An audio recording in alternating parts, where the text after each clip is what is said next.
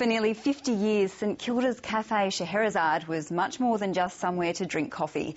For those who loved the place, it was a home. And as Cheryl Hall discovered, the cafe's many stories have been transformed into a book and now a play. There's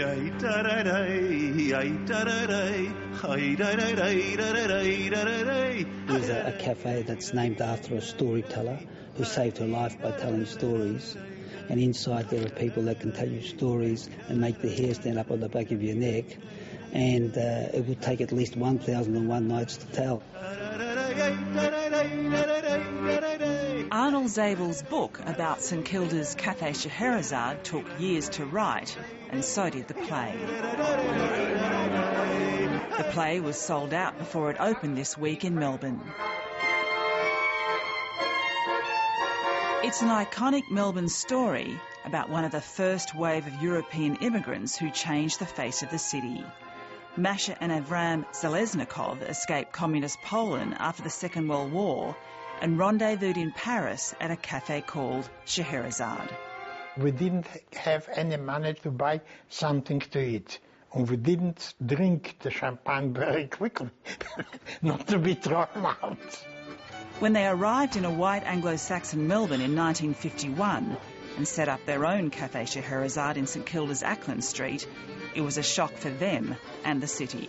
Well, I don't think we were very well liked at the beginning, you know, because, I mean, Australians couldn't understand. I didn't want foreigners. I remember 1951 that Marsha was talking about, and it was a dead place. Not dead in the sense that we thought it was dead, but as young people, we thought it was dead boring.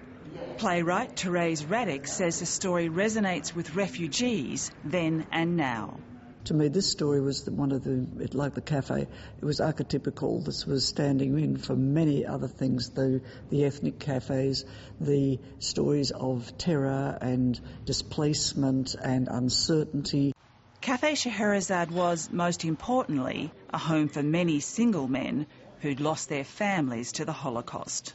This man never remarried, and they were very lonely. Scheherazade was for them like a home. On a Sunday morning in particular, after the caffeine hit, the men would be circulating from table to table telling stories, and then they would spill out of the cafe onto the pavement and they would argue. They just loved to argue, and I think that's the great joy of it.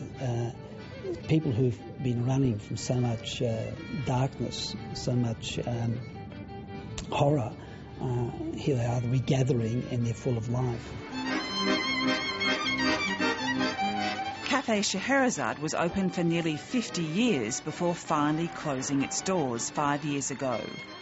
But it's a story Arnold ZABLE believes is still going on in Melbourne in many more languages.